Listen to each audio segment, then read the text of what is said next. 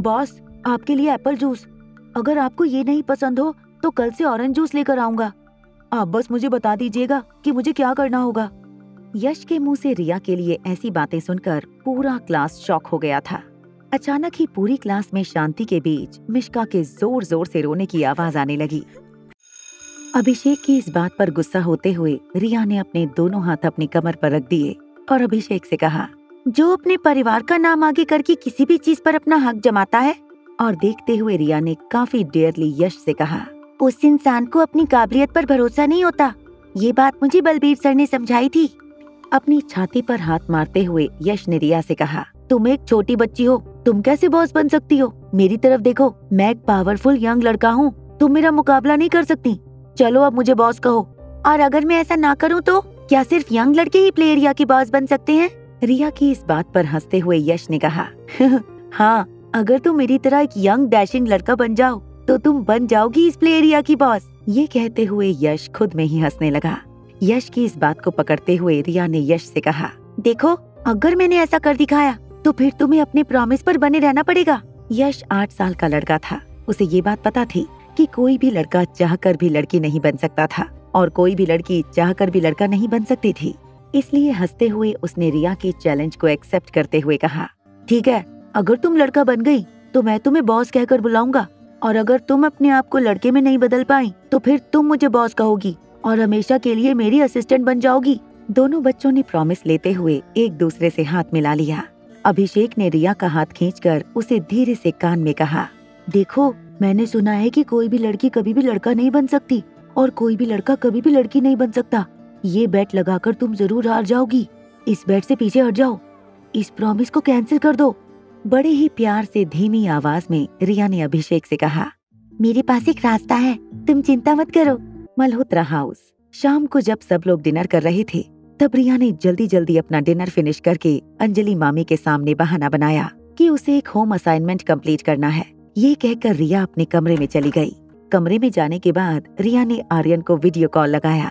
जैसे ही आर्यन ने रिया के वीडियो कॉल का जवाब दिया, आर्यन को देखते ही रिया ने आर्यन से कहा, I miss you my little brother. Aryan ने ईयरफोन कान में लगाए और रिया से कहा, मैंने भी तुम्हें और मॉम को बहुत मिस किया। रिया ने आर्यन की बात का जवाब देते हुए आर्यन से कहा, अब बहुत वक्त हो गया है, क्या हमें फिर से अदला बदली करनी चाहिए? आर्यन ने बिना सोचे रिया की इस बात का जवाब देते हुए कहा, मैं भी चाहता हूँ कि हम जल्दी से जल्दी अदला बदली करें, लेकिन तुमने तो स्कूल जाना शुरू कर दिया है ना, और मैंने सुना है कि स्कूल में लड़कियों की यूनिफॉर्म लड़कों से अलग होती है। I mean, लड़कियों को तो स्कर्ट पहनकर जाना होता है ना। तभी रिया ने अपनी भोली और मासूम शक्ल बनाते हुए आर्यन से कहा, स्कूल में मुझे कोई लड़का परेशान कर रहा है, वो चाहता है कि मैं उसकी असिस्टेंट बन जाऊं। बस रिया के मुंह से इतना सुनते ही आर्यन के अंदर का भाई अचानक जाग गया। हम जल्दी से जल्दी अदला बदली करेंगे, उसने रिया से कहा। अच्छा मुझे बताओ, स्कूल में और क्या क्या करना होगा मुझे? मैं वो सब करने के लिए तैयार हूँ, मगर मैं उस लड़के को छोड़ूंगा नहीं जिसने तुम्हें परेशान करने की कोशिश की है, उसने आर्यन से कहा। अरे हाँ, स्कूल में बहुत जल्द एक फंक्शन होने वाला है, बहुत बड़ा। उस फंक्शन के लिए कुछ बच्चों को डांस परफॉर्मेंस देना है और मैं उस डांस में सेंटर स्टेज पर डांस करने वाली हूँ। सारे बच्चे मेरे आसपास डांस करेंगे। I will be the centre. चलो आर्यन, डांस प्रैक्टिस करते हैं, मैं तुम्हें दिखाऊंगी। वही स्टेप तुम्हें वहाँ पर जाकर करने हैं, किसी को पता नहीं चलेगा। रोहित मारवा खाना खाकर अपने घर में बने एक कॉन्फ्रेंस हॉल की ओर जाने लगा। वो इस वक्त आर्यन की साइकियाट्रिस्ट, जिसे डॉक्टर अग्रवाल ने रोहित के पास भेजा था, उससे आर्यन की मेंटल हेल्थ के बारे में डिस्कशन कर रहा था। बेडरूम में झांकने से पहले रोहित को लगा था कि आर्यन बेडरूम में हमेशा की तरह या तो अपना होमवर्क सीरियसली कर रहा होगा और या तो पढ़ते पढ़ते सो गया होगा। मगर बेडरूम में जाकर रोहित ने जो देखा, वो देखकर वो दंग रह गया। आर्यन अपनी मोबाइल में देखकर अलग अलग चेहरे बना रहा था। फिर अचानक जब आर्यन डांस का एक स्टेप करते हुए गोल गोल घूमने लगा तो उसकी नजर दरवाजे पर खड़े रोहित पर पड़ी। रोहित पर नजर पड़ते ही आर्यन का डांस एकदम से बंद हो गया। आर्यन के पाँव उसी जगह पर जम गए। बाप बेटे कुछ देर के लिए एक दूसरे की आंखों में बस देखते रहे। फिर अचानक ही रोहित ने जोर से दरवाजा बंद किया और आर्यन की डॉक्टर को फोन करके कहा, मुझे लग रहा है आर्यन अभी भी पूरी तरह से ठीक नहीं हुआ है, उसकी कंडीशन रिलैप्स होने लगी है। वहाँ अंदर घबराकर आर्यन ने रिया के साथ वीडियो कॉल डिस्कनेक्ट कर ली थी। आर्यन को पता था कि अब कुछ और दिन उसे उसके पापा के बेतुके सवालों का जवाब देना होगा।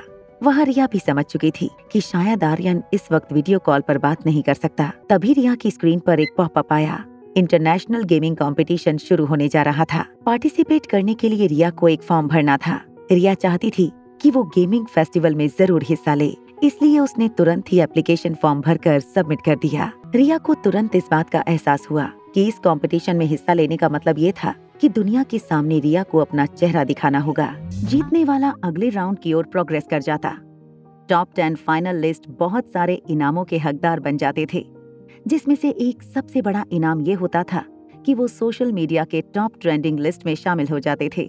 जब कस्टमर केयर से 2 बार रिया को अपना फोटो अपलोड करने की रिक्वेस्ट आई, तब रिया ने गेमिंग प्लेटफॉर्म की विंडो को क्लोज कर दिया। उसे लगा ऐसा करने से बिना फोटो के ही वो उस कॉन्टेस्ट का हिस्सा बन पाएगी।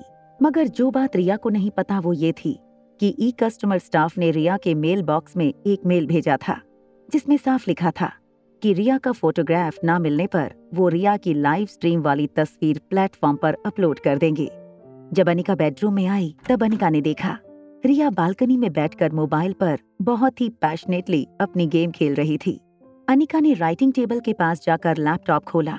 अनिका ने होम स्क्रीन पर दिए गए लिंक पर क्लिक किया, जिसका नाम था इंपीरियल चैट रूम। अनिका ने अपना आईडी और पासवर्ड डालकर इस चैट रूम में लॉग इन कर लिया। इस चैट रूम में लगभग 12 से 13 लोग मौजूद थे। इंपीरियल चैट रूम का अकाउंट एक बहुत ही लिमिटेड और प्रीमियम मेंबर्स के लिए यूजर अकाउंट था। यहाँ कुछ लोग हर महीने किसी एक दिन एक प्री डिसाइडेड टाइम पर इस अकाउंट में लॉग इन करते। अनिका लैपटॉप के सामने बैठ गई। सारे के सारे मेंबर्स ने किसी न किसी जानवर के नाम से अपने आप को इस इंपीरियल मेंबर्स ग्रुप में रजिस्टर किया था। सब लोग बस यही जानना चाहते थे कि द किंग क्या कहना चाहते हैं।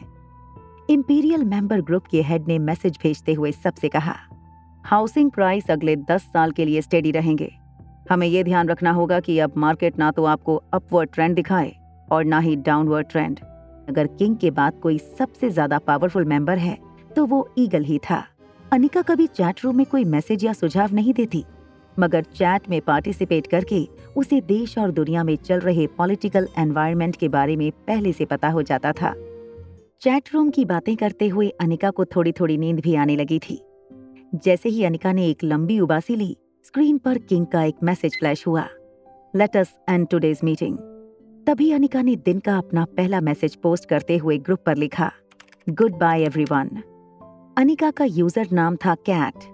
गुड बाय कहते ही कैट ने चैट रूम से लॉग आउट कर लिया। वहां रोहित मारवा अपनी चेयर पर बैठा बैठा कुछ सोच रहा था। अपने लैपटॉप स्क्रीन पर देखते हुए रोहित इंपीरियल ग्रुप के मेंबर को एक के बाद एक कहते हुए देख रहा था। जब रोहित इंपीरियल ग्रुप के चैट रूम से लॉग आउट करने वाला था, तभी उसने देखा कि ग्रुप के एक मेंबर, जिसका log in account name cat था, उसने सबसे गुड बाय कहा था। कैट इससे पहले कई चैटिंग सेशन से बिल्कुल खामोश थी। अचानक ही उसके आईडी से ये मैसेज जब आया तो रोहित को कुछ अजीब लगा। ये सोचते हुए रोहित ने चैट रूम से लॉग आउट कर दिया। रोहित बेडरूम में सो रहा था। तभी अचानक ही रोहित के शरीर पर एक ठंडी लहर का एहसास हुआ। रोहित ने जब धीरे से आंखें खोलकर देखा तो वो हैरान हो गया। बेडरूम का दरवाजा अपने आप खुलने लगा। दरवाजे से एक मध्यम कद की लड़की चेहरे पर घूंघट ओढ़े रोहित के पास चली आ रही थी। उस लड़की ने शादी का जोड़ा पहन रखा था और सर से पांव तक गहनों से सजी हुई थी। लड़की धीरे से रोहित के पास आकर बैठ गई। रोहित ये देखकर हैरान हो गया कि शादी के जोड़े में जो लड़की अभी अभी उसके बेडरूम में आई थी, वो और कोई नहीं बल्कि अनिका थी। जैसे ही अनिका रोहित के पास आने लगी, रोहित की सांसें तेज होने लगीं। अचानक ही रोहित की आंखें खुल गईं। अगले दिन सुबह मल्होत्रा हाउस में रिया ने अपनी छोटी मम्मी से जिद की कि आज स्कूल जाने से पहले वो उसे बलबीर सर की एकेडमी ले जाए। श्रेया ने जब रिया से पूछा कि वो ऐसा क्यों करना चाहती है, तो बहाना बनाते हुए रिया ने कहा कि उसकी मुम्मा का एक पार्सल बलबीर सर तक पहुंचाना है। श्रेया को पता था कि इस वक्त अनिका को नींद से उठाकर इस बात को कंफर्म करना कितना रिस्की हो सकता था। श्रेया रिया को लेकर बलबीर सर की एकेडमी चली गई। श्रेया को वेटिंग एरिया में छोड़कर रिया अंदर चली गई। एकेडमी में आर्यन पहले से रिया का इंतजार कर रहा था। रिया और आर्यन ने जल्दी से अपने कपड़े आपस में बदल लिए, लेकिन इस वक्त आर्यन के मन में सिर्फ एक ही चीज चल रही थी, उसकी बहन को जिस लड़के ने परेशान कर रखा था, उसे ऐसा सबक सिखाना कि वो जिंदगी भर याद रखे। स्कर्ट में बड़े ही अनकंफर्टेबली चलते हुए आर्यन श्रेया के पास गया। फोन में बिजी श्रेया का हाथ पकड़कर आर्यन ने श्रेया से कहा, चलो आंटी, मैं स्कूल जाने के लिए तैयार हूँ। आर्यन का हाथ पकड़कर श्रेया ने उसे कार में बैठा दिया। स्कूल आते ही श्रेया ने आर्यन को स्कूल के गेट पर सिक्योरिटी गार्ड के हवाले किया और फोन पर बात करते हुए फिर से कार में बैठकर चली गई। आर्यन चुपचाप स्कूल के स्टाफ को देख रहा था। जैसे ही आर्यन क्लासरूम में पहुंचा, मिष्का दौड़कर आर्यन के पास आई और उससे कहने लगी, आज यश तुम्हें छोड़ेगा नहीं, तुम देख लेना, आज तो तुम जरूर रोते हुए चिल्लाने लगोगी। आर्यन ज्यादा बातें करने वाला बच्चा नहीं था, इसलिए वो सिर्फ गुस्से से मिष्का की ओर देखने लगा। जैसे ही किन्नरी टीचर क्लासरूम में आई, किन्नरी टीचर का ध्यान बेंच पर बैठे आर्यन पर पड़ा। वो आर्यन के पास आई और फिर उसे गौर से देखते हुए कहने लगी, वाह, आज नन्ही परी रिया तो कुछ ज्यादा ही सुंदर लग रही है। थोड़ी देर क्लास अटेंड करने के बाद क्लास में एक 10 मिनट का इंटरवल ब्रेक अनाउंस हुआ। आर्यन टीचर से परमिशन लेकर क्लासरूम से बाहर जाने लगा। आर्यन ने रिया का स्कूल यूनिफॉर्म तो पहन लिया था, मगर वो ये भूल गया कि उसे टॉयलेट यूज करते वक्त गर्ल्स टॉयलेट में जाना था। क्लासरूम से बाहर निकलने के बाद आर्यन दौड़कर अपनी आदत अनुसार बॉयज वॉशरूम में चला गया। यश, जिसे अपनी क्लास में भी 10 मिनट का ब्रेक मिला था, वो अपनी क्लास से निकलकर रिया की क्लास के पास रिया को ढूंढने आया था। जब उसने देखा कि रिया अपनी बेंच पर नहीं बैठी है, तो वो स्कूल कॉरिडोर में रिया को ढूंढने लगा। फिर उसे लगा कि इससे पहले कि रिया को ढूंढा जाए, क्यों ना अपने आप को हल्का कर लिया जाए। यश वॉशरूम यूज करने के लिए बॉयज टॉयलेट के अंदर गया। रिया को बॉयज वॉशरूम में देखकर यश जोर से चिल्लाने लगा, तुम सचमुच लड़का बन गई, तुम सचमुच लड़का बन गई। आर्यन को तभी इस बात का एहसास हुआ कि वो जल्दी जल्दी में बॉयज वॉशरूम यूज कर रहा था। जैसे ही आर्यन का नेचर कॉल खत्म हुआ, आर्यन बड़े ही शांति से बिना यश को देखे वॉश बेसिन में अपने हाथ धोने लगा। यश पीछे खड़े रहकर मिरर में आर्यन को देखकर कहने लगा, कल तक तो तुम एक लड़की थी, आज लड़का कैसे बन गई? चैलेंज पूरी करने के लिए तुमने अपने आप को लड़के में बदल दिया। बिना कुछ कहे बड़े ही एटीट्यूड के साथ आर्यन ने हाँ में अपना सर हिला दिया। अपने दोनों हाथ हवा में उठाकर यश आर्यन से पूछने लगा, क्या तुम सचमुच इतनी शक्तिशाली हो कि अपने आप को लड़के में बदल सकती हो? तो फिर क्या तुम फिर से कल लड़की बनना चाहो तो लड़की भी बन सकते हो? हल्की सी स्माइल देते हुए आर्यन ने फिर से यश के इस सवाल पर हाँ में सर हिला दिया। आर्यन का जवाब देखकर यश अपने आप पर कंट्रोल नहीं कर पा रहा था। यश अपने दोनों हाथ आर्यन के सामने झुकाकर कहने लगा, मैं कबूल करता हूँ कि आज से तुम मेरे बॉस हो और मैं तुम्हारा असिस्टेंट। और फिर यश को उसके हाल पर छोड़कर आर्यन फिर से अपनी क्लास में चला गया। जैसे ही आर्यन क्लास में अपनी सीट पर जाकर बैठा, मिष्का आकर आर्यन की आंखों में देखने लगी, मगर वो ये जानकर हैरान हो गई कि आर्यन की आंखें तो बिल्कुल सूखी थीं। दरअसल जब मिष्का ने ये देखा था कि यश रिया को पागलों की तरह पूरी स्कूल में ढूंढ रहा था, तो उसे इस बात का यकीन हो गया था कि जब भी रिया उससे बाहर मिलेगी, यश उसे ऐसा सबक सिखाएगा कि रिया रोते हुए क्लास के अंदर आएगी। मगर इस वक्त रिया की आंखों में उसे पानी की एक बूंद भी नजर नहीं आई, जो देखकर मिष्का हैरान हो गई। इतना ही नहीं, कुछ देर बाद यश दौड़कर क्लासरूम के अंदर आया और रिया की टेबल पर एप्पल जूस रखते हुए बोला, बॉस, आपके लिए एप्पल जूस। अगर आपको ये नहीं पसंद हो तो कल से ऑरेंज जूस लेकर आऊंगा। आप बस मुझे बता दीजिएगा कि मुझे क्या करना होगा। यश के मुंह से रिया के लिए ऐसी बातें सुनकर पूरा क्लास शॉक हो गया था। अचानक ही पूरी क्लास में शांति के बीच मिष्का के जोर जोर से रोने की आवाज आने लगी। मिष्का को अपनी किस्मत पर भरोसा नहीं हो रहा था। जो लड़का स्कूल का सबसे खतरनाक स्टूडेंट माना जाता था, आज उसने सबके सामने रिया को बॉस कह दिया था। वो रिया जो मिष्का की सबसे बड़ी दुश्मन थी। मिष्का अपनी बेंच पर बैठकर फूट फूट कर रोने लगी। देखते ही देखते पूरी क्लासरूम में ये बात फैल गई थी कि रिया अपने आप को लड़के में बदल सकती थी। रिया के पास ऐसे पावर हैं, ये सुनकर पूरा का पूरा क्लासरूम उसे एक अलग ही नजरिए से देखने लगा था।